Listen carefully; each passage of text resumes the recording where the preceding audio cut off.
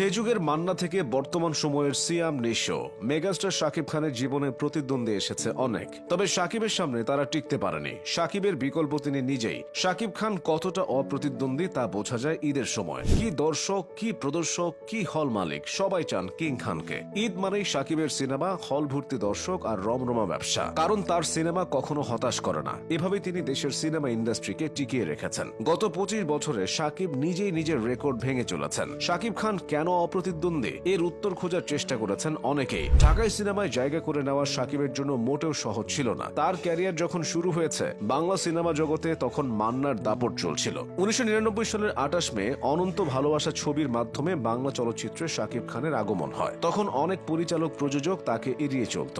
একটা সময় মান্নার অপ্রত্যাশিত বিদায়ে বাংলা সিনেমার আকাশে কালো মেঘের আগমনী বার্তা দেখা যাচ্ছিল। শাকিব খানের কল্যাণেই সেই কালো মেঘ ফুরে বেরিয়ে আসে সম্ভাবনার সূর্য। মান্নার শূন্যতায় বাংলা চলচ্চিত্র যখন ধুঁকছে, তখন শাকিবের দিকে হাত বাড়ান প্রযোজক ও পরিচালকেরা। শাকিবের ক্যারিয়ারে টার্নিং পয়েন্ট বলা যায় 2007-08 সালকে। এই 2 বছরে তার অভিনীত 29টি সিনেমা মুক্তি পায়। এর মধ্যে ছিল বাংলা সিনেমার অন্যতম সেরা ছবি প্রিয়া আমার প্রিয়া, যে ছবি 15 কোটি টাকার ব্যবসা করে সারা ফেলে দেয়। এরপর শাকিবের পথ চলা আর থামানো যায়নি। 2009 সালে 2 ঈদে 8টি সিনেমা মুক্তি পায় তার, যে রেকর্ড আজও ঢাকায় সিনেমায় বিরল। একজন নায়কের এতগুলো ছবি কখনো একসঙ্গে মুক্তি পায়নি। এভাবেই একের পর এক মেগা হিট দিয়ে তিনি পৌঁছান খ্যাতির শীর্ষে। সাফল্য আর শাকিব, এই দুটি বিষয় একে অন্যের সঙ্গে জুড়ে যায়। শাকিব যখন এপারে রাজত্ব করছেন, তখন তার ডাক আসে ওপারের টালিউড পাড়া থেকেও। তারই জের ধরে যৌথ প্রযোজনায় শিকারী ও নবাবের মতো দুর্দান্ত ছবি উপহার দিয়ে সারা ফেলে দেন। এরপর একে একে উপহার দেন লিডার, আমি বাংলাদেশ ও প্রিয়তমার মতো সফল ছবি। তুফান সিনেমাটি দিয়ে নিজের রেকর্ড তিনি নিজেই ভাঙেন। ক্যারিয়ারে 250টি ছবিতে অভিনয় করেছেন শাকিব। অভিনয়ের স্বীকৃতি স্বরূপ 4 বার জাতীয় চলচ্চিত্র পুরস্কারে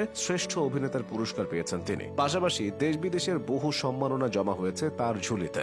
সিনেমায় ডায়লগ দিতে দিতে নিজেও প্রতিষ্ঠা করে ফেলেন এসকে ফিল্মস, হয়ে ওঠেন প্রযোজক। তার প্রযোজনায় হিরো, দ্য সুপারস্টার ও পাসওয়ার্ডের মতো ব্লকবাস্টার সিনেমা আছে। শাকিব খান কেন অপ্রতিদ্বন্দ্বী, সে প্রশ্নের উত্তর খুঁজলে দেখা যায় শাকিবের রাজত্বকালেই শাকিল খান, ফেরদৌস, আমিন খান, বাপ্পারাজের মতো নায়কেরা কাজ করেছেন। কিন্তু শাকিবের মতো কেউ আধিপত্য ধরে রাখতে পারেননি। এত সময় ধরে বাংলা চলচ্চিত্রে অপ্রতিদ্বন্দ্বী ও অপ্রতিরোধ্য হয়ে ওঠার পেছনে কাজের প্রতি শাকিবের নিবেদন ও ত্যাগটাই মুখ্য হয়ে উঠেছে। শাকিব খানের ভাষায়, একজন হিরোর সাফল্যের মূল মন্ত্র কিন্তু দর্শকদের ভালোবাসা। নায়ক যদি দর্শকদের চাওয়া পাওয়ার মূল্য দেয়, তাহলে দর্শকদের কাছে সে গ্রহণযোগ্যতা পায়। সিনেমায় অভিনয় করে মানুষের মন জয় সহজ কথা নয়। রাজ্জাক, সালমান শাহ, মান্না, রিয়াজ পরবর্তী সেই অসাধ্য সাধন করেছেন শাকিব। তারকা খ্যাতি দিয়ে পৌঁছেছেন দেশের আনাচে কানাচে। শাকিবের আজকের এই অপ্রতিরোধ্য গতিতে ছুটে চলার পেছনে অনেকে পরিচালকদের দায়ী করেন। তারা কেন নতুন মুখ বের করে আনতে পারছেন না। কিন্তু শাকিবের সাফল্যের সবটাই তো পরিশ্রম আর নিবেদনে ঠাসা,